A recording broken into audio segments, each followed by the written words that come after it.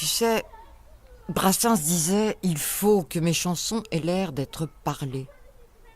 Du coup, on s'est senti autorisé à les dire comme des poèmes et certaines comme des fables.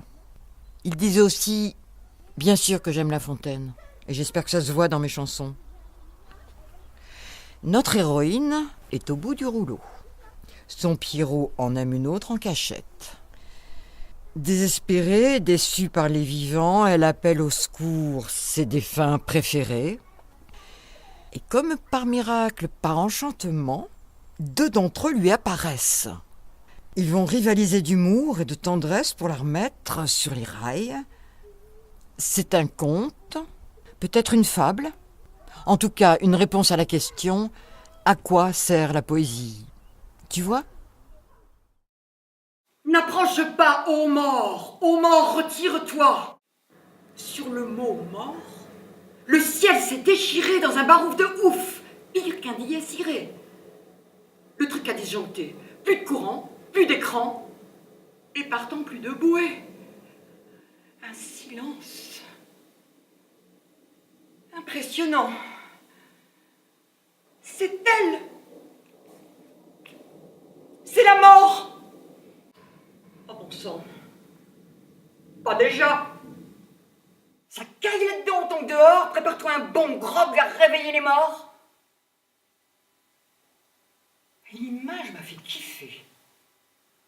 Si ça se pouvait, me dis-je, si les miens, mes chouchous, on croirait au prodige quand tout va de traviole, non? Les morts sont tous de braves types. Qui chantait ça? On connaît que lui.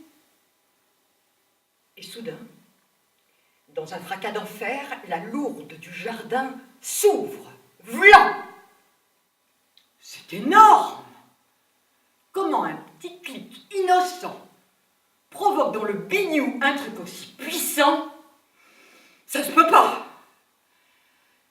Vas-y, déclenche le plan d'attaque. C'est le moment ou jamais de retrouver ta niaque et ton autorité.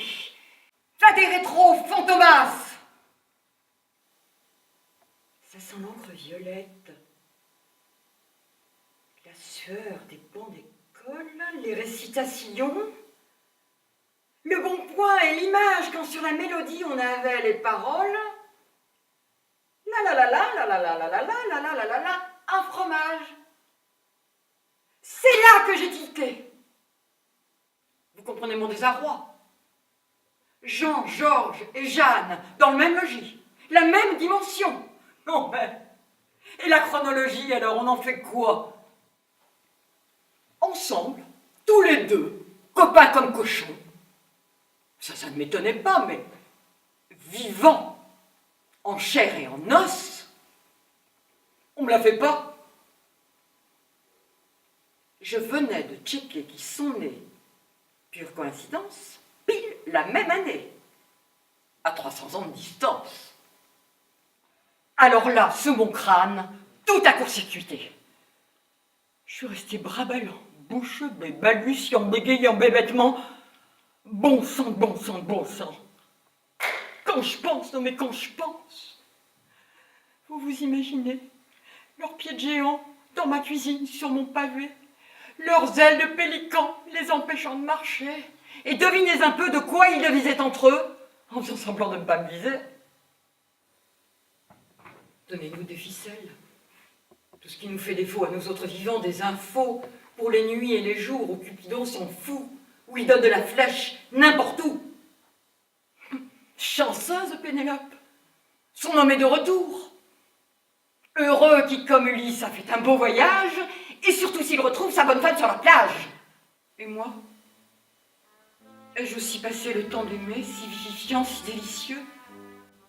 Un énorme coup de tonnerre me répond en écho que devant cette question, on est tous ex-aequo.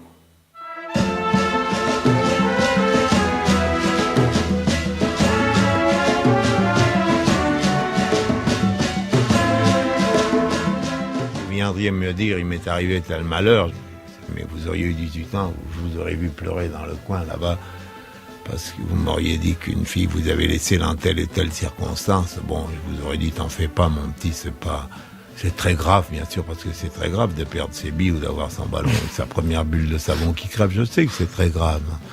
Mais bien que les chagrins d'enfant s'arrangent peut-être jamais finalement. Peut-être que la bulle de savon qui est crevée, elle est crevée définitivement et qu'on s'en remet jamais. Et petit à petit, ça aurait cheminé en moi et à l'aide d'autres histoires analogues à la vôtre, j'aurais fini par, parce que c'est ma vocation de jouer avec les mots. Alors, tout en prenant part à votre chagrin, ça se serait mis là-dedans à devenir une chanson, voyez.